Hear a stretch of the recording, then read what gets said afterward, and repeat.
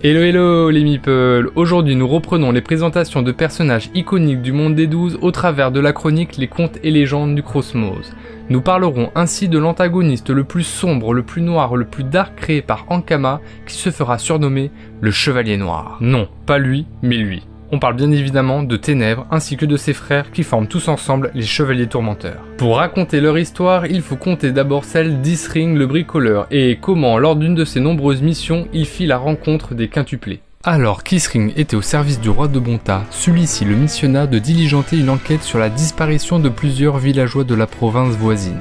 Sa mission, faire la lumière sur ce mystère et rapporter un peu de couleur dans ce monde rempli d'injustice. C'est l'objectif qu'il s'est fixé. Ses investigations l'amenèrent au château du comte Saverne, un sombre personnage collectionneur mal compris qui immortalise des villageois en œuvres d'art intemporelles. Cruel, je ne saurais le dire, ça dépend des goûts de tout un chacun. En tout cas, Isring n'était pas là pour boire le thé.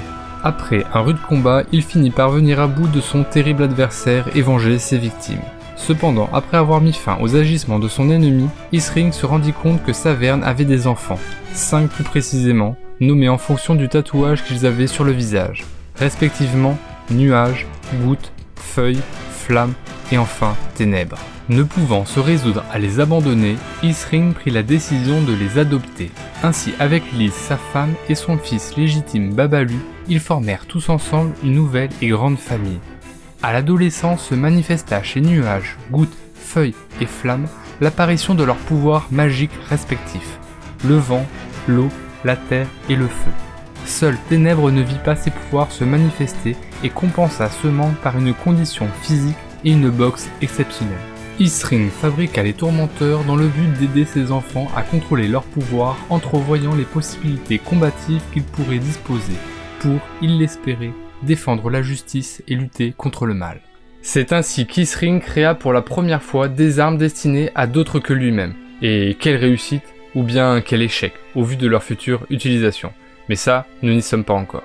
Tandis que l'Ultimate Fighting était en préparation à Bonta, cette compétition qui regroupe les meilleurs talents, permettant ainsi de se faire repérer aux yeux de Clutus, comme ce fut le cas jadis pour Isring. Les quintuplés saisirent cette occasion pour s'y inscrire, malgré le refus de leur mère qui ne souhaitait pas que ses fils suivent le même chemin que leur père. Armés de leurs tourmenteurs, les 5 frères n'éprouvèrent aucune peine à battre leurs adversaires au vu de leur pouvoir. Mais la confrontation finale se faisant face à des ennemis doués de résistance à la magie élémentaire, cela entraîna une hécatombe, et seule Ténèbres fut encore en mesure de se dresser face à eux. Luttant autant que possible à l'aide de sa boxe, à 3 contre 1, les frères Groom finirent par prendre le dessus. Tabassés et épuisés, tandis que sa défaite semblait inéluctable, les pouvoirs de Ténèbres s'éveillèrent à leur tour, et tandis qu'il saisit le tourmenteur d'un de ses frères, il tua d'un geste et sans remords ses adversaires. Clutus ordonna ainsi son arrestation, et Ténèbres ne trouva pour seule réponse que la violence et la colère, ne se préoccupant pas des dommages collatéraux. En ce jour de fête populaire, un massacre eut lieu. Arrêté par son propre père, Ténèbres fut enfermé dans les geôles de Bonta. Malgré les supplications d'Isring envers son roi, la sentence ne fut pas levée. Ténèbres maudirent ses parents, jugeant leur action insuffisante. Faisant écho aux paroles de son fils, Lise tomba gravement malade et n'eut sur son lit de mort aucun mot pour les quadruplés à qui elle ne pouvait dorénavant plus adresser la parole, tellement sa peine était immense.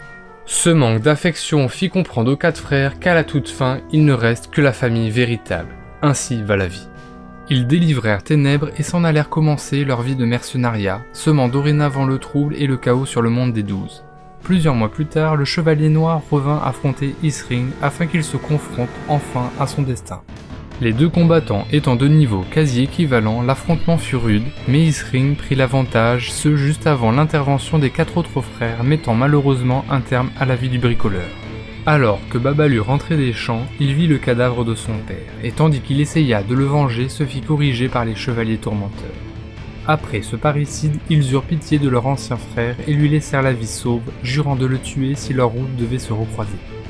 Les années passèrent et Babalu devint un fier sacrieur, ayant pour seul but de retrouver ceux qui avaient été autrefois ses frères et ainsi récupérer les tourmenteurs de façon à ne plus les laisser entre de mauvaises mains. Lorsqu'il l'eut retrouvé, un combat s'engagea entre ces 2 guerriers hors pair.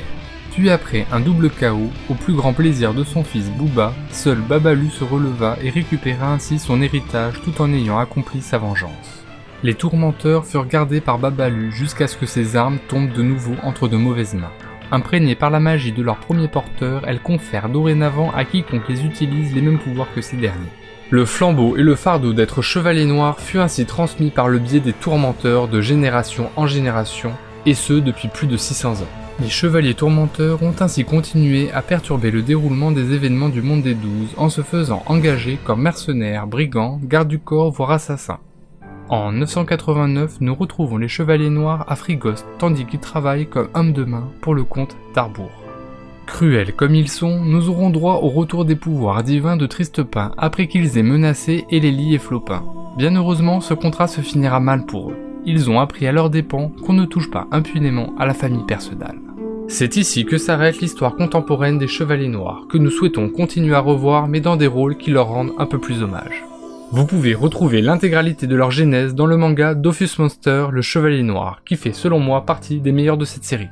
Il est chaudement recommandé de vous abonner, liker et partager cette vidéo où je serai contraint de faire appel à Ténèbres pour qu'ils viennent vous tirer les oreilles. Je vous dis à très bientôt les meeples pour une prochaine histoire des contes et légendes du Crossmows.